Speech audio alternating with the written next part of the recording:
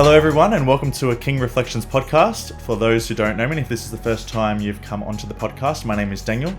It has been a year since I put my last episode out. 2024 did become quite busy with all the obligations that I'm committed to, but I'm hoping this year, 2025, that I'll be able to put more time into these podcasts because I do love and enjoy reflecting on either books or podcasts or thoughts that come across my mind and sharing with you guys.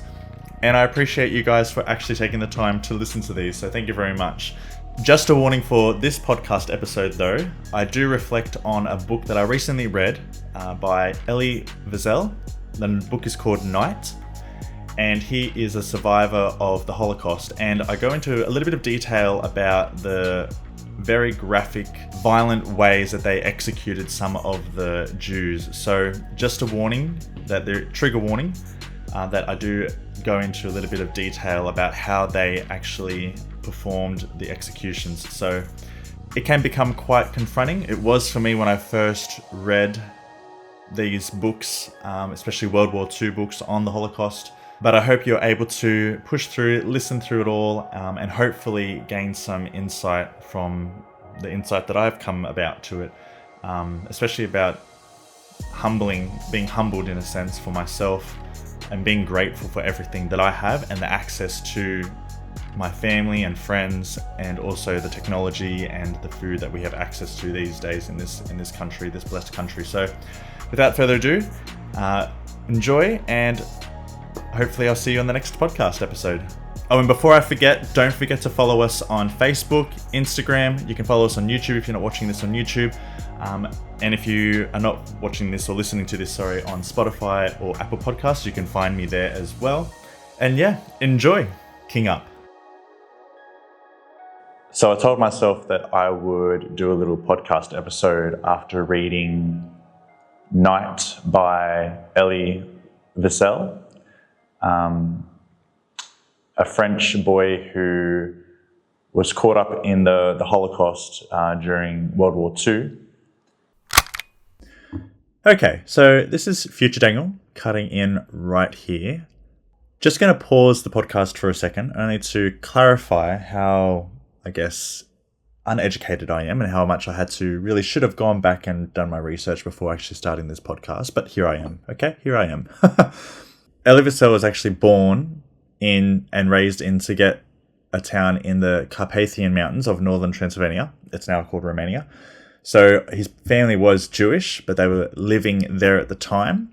And then when the war started occurring, and obviously the Germans were taking over certain areas, that's when all the Jews were taken out and sent to the camps. It wasn't until after the war that Wiesel moved to Paris. So he must have got a French citizenship, and then obviously published the book under a French publisher, and then later on it translated and became an American publisher then, and it came out in 1960 in the English version. There will be a couple of times where I will pause the podcast just to clarify some things, so please bear with me. But for now, I'll let you continue listening to the episode. And he was 15 at the time and survived the concentration camps, and later on managed to write a book called Night to recount the tragedy that he obviously went through, the nightmare that he went through. And it's always fascinated me sometimes during my primary school years or my high school years. I was never really interested in learning about war or devastation, only because being brought up a Christian, it was sort of, what's the word? Not frowned upon, but sort of like a taboo subject to talk about war or to talk about violence and glorifying war, because it obviously relates to violence, and where we always promote that Jesus was love your enemy, and always tried to preach and teach us how to love our enemy, and it's not through violence. But it wasn't until probably a few years ago, just listening to Jordan Peterson talk about... All right, so I'm just pausing it here for the listeners so they know who the authors of these two books are. The Gulag Archipelago is written by Alexander Solzhenitsyn. I'm probably going to butcher that. And Ordinary Men is written by Christopher R. Browning. If you're watching obviously the video version of this, you can see the two books I've put up on the screen. I'll let you continue the episode from now on. The Gulag Archipelago. I can't remember what the author or who the author was that wrote that book, as well as Ordinary Men, which I managed to read that one or listen to it last year. And just being intrigued by Jordan Peterson's fascination about how simple, easygoing, ordinary men can become such monsters in massacring and causing genocide to other human beings, especially human beings that they once got along with, that were their neighbours.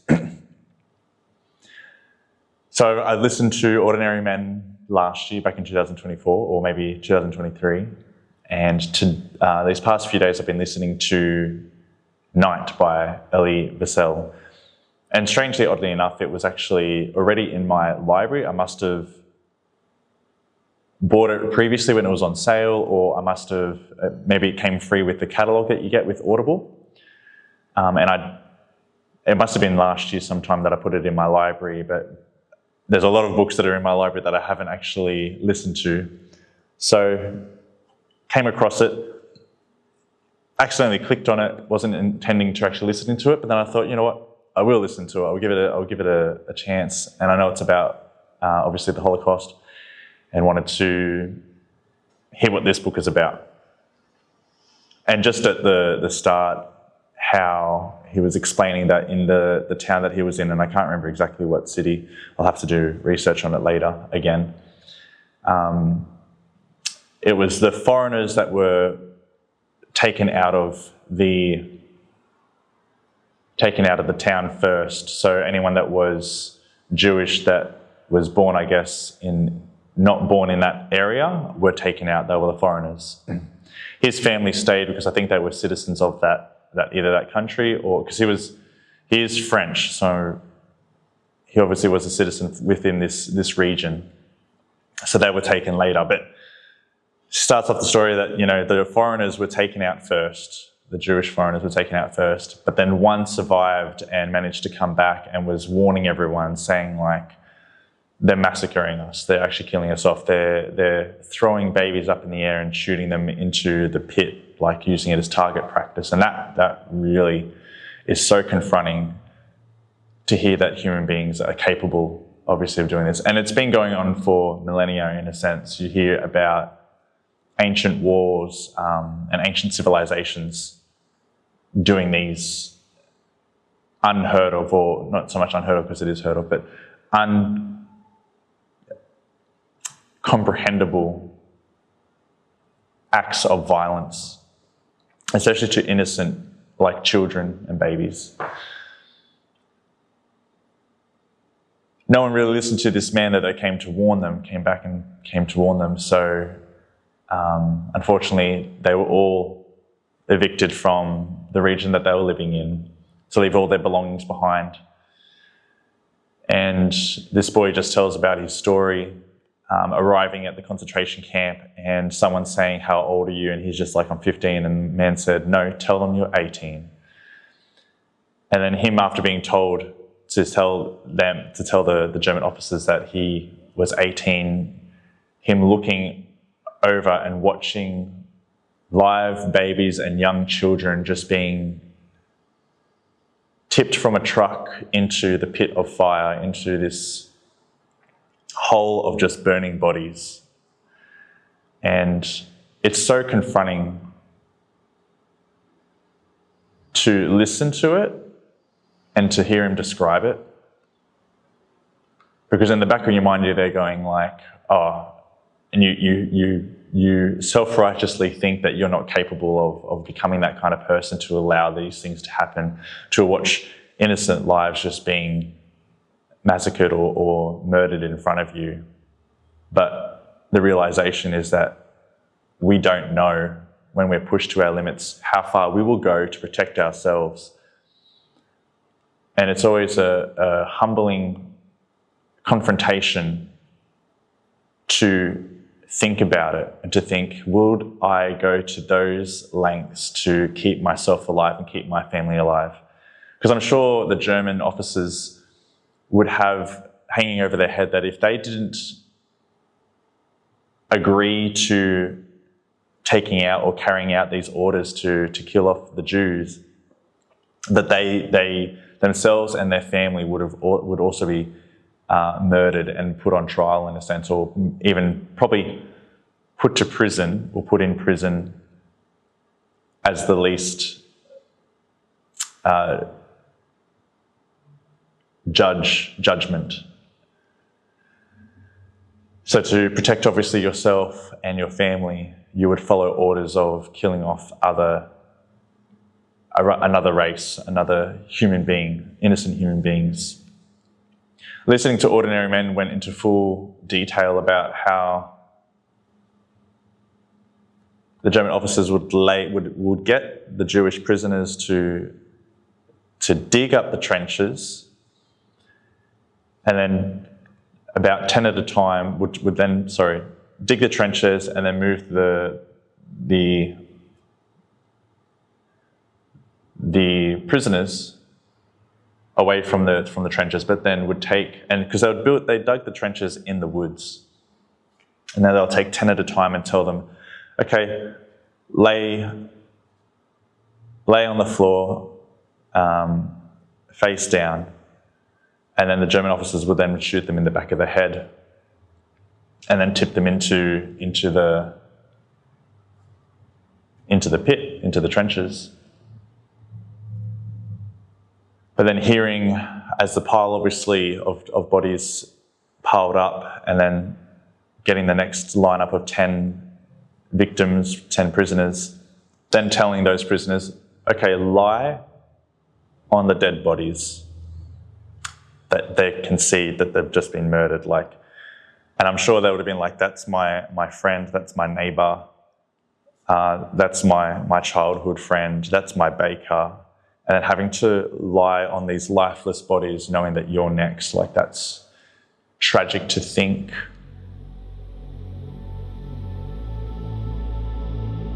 It's tragic to think of how inhumane people can become.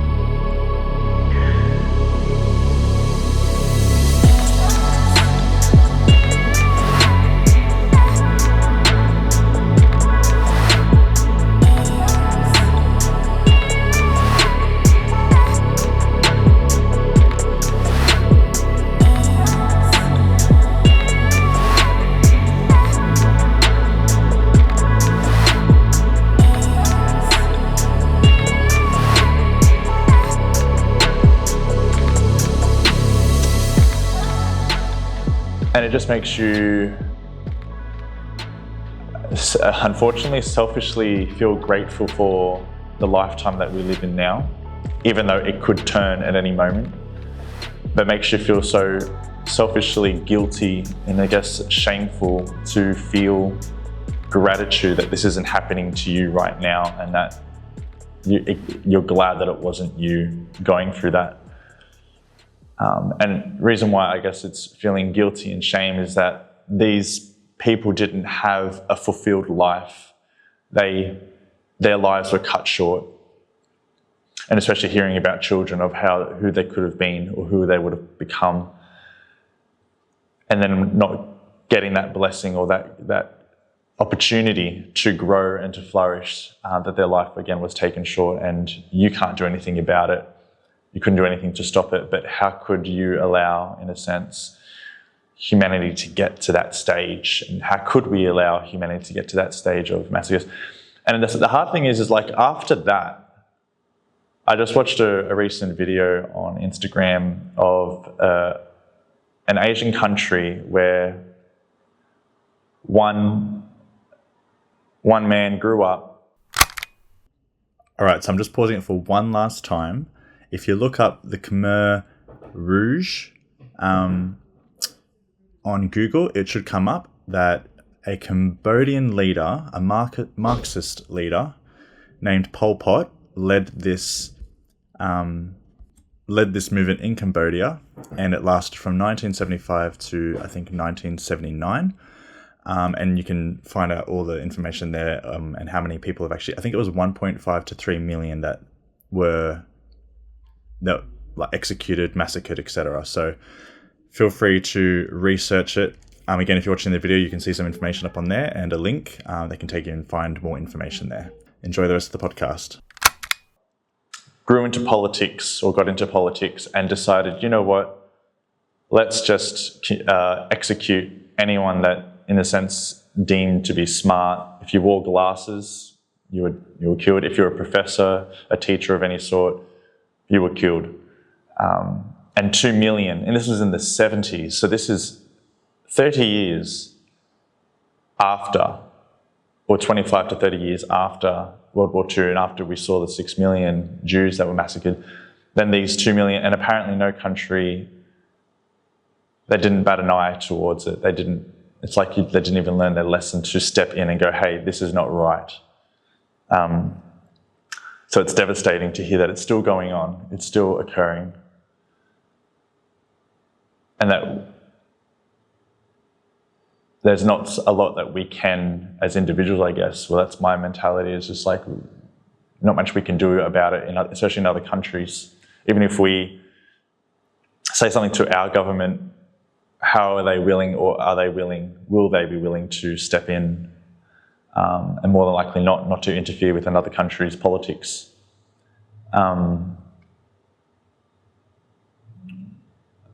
But one thing I do encourage is to read these books, to read the survivors of the Holocaust or any other travesty or tragedy.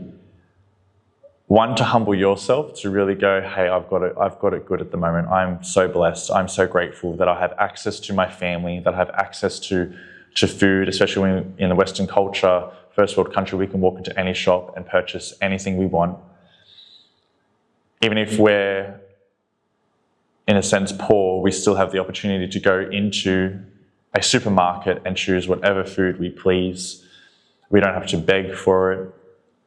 We don't have to work for water, in a sense. We don't have to physically work for water, for fresh water. It comes out of our taps. And it just humbles you. It does give you the opportunity to humble yourself and go, question yourself, in a sense, am I capable of becoming that? And the honest truth is, yes, all of us are capable of becoming monsters, into massacring people just to protect ourselves. We all have that ability, and to confront that and go, will I make morals and values today to try my best not to become that person, to just blindly follow orders to protect myself, but to go, you know what? I'm willing to sacrifice my life right now to say, no, this is not right, for future generations, to future children, or people just right next to you, that their life might be saved because you said no. And I feel like a lot of us don't have that within us yet, or may never have that within us, to sacrifice ourselves for the sake of humankind, for humanity, to make a point, to make a stand and go, this is not right. We need to look out for each other more. We need to step in more. We need to speak up more. We need to say no more. We need to crush this anxiety that we may have, or that, the fear that is generated by higher authorities trying to scare us into saying no when we need to say no. We need to speak up. We need to use our voice. And one thing I love that I've learned from Jordan Peterson is, if you have something to say and you don't say it, then you're telling a lie. You are completely folding into deceit or deceiving. And that's one thing I'm trying to take on board, is if I have something to say, even in my friendships, if I have something to say and I don't say it, and especially if I have something to say to hold them accountable for their actions or their behavior or the way they're saying things or speaking about someone, if I don't say anything, then I've just lied, and I've allowed, in a sense, evil to win. I've allowed evil to just swoop in and keep me silent, rather than going, hey, what you just said or how you've behaved is not okay. I'm not condemning you. I'm not shaming you. I just want to hold you accountable. You can do better. You are better than this. And I want to see you grow and improve and be the best version of you can, because I need that. And so does everyone else around you need that. Your friends and family need the version of you that holds your morals high or holds your values high. We want you to help us thrive in today's society, in today's culture, in our little community. We need you to be better than this. And it's, like I said, it's one thing I'm trying to heed to, advice to heed to, is if I have something to say, if I see something that's out of line, to step in and say, hey, don't allow that thought get too dark, because it only leads to tragedy. And I encourage you to do the same thing. I encourage you, if you see something not right, step in. Even if you're the only one that's doing it, step in, say something, speak up. Even if it's not the most popular opinion or the most popular view or perspective, still say it anyway, with compassion, with love. Do your best to speak up anyway. But yeah, if you ever get a chance, please go read this book, Night, by Elie Wiesel, French author. It's actually spelled his last name Wiesel, like weasel. But yeah, if you get a chance, listen to it so you can hear. It's not him that speaks it, but it's someone else that narrates it. But it gets you to hear the emotion, which the narrator does a very good job with the version that I listen to, which is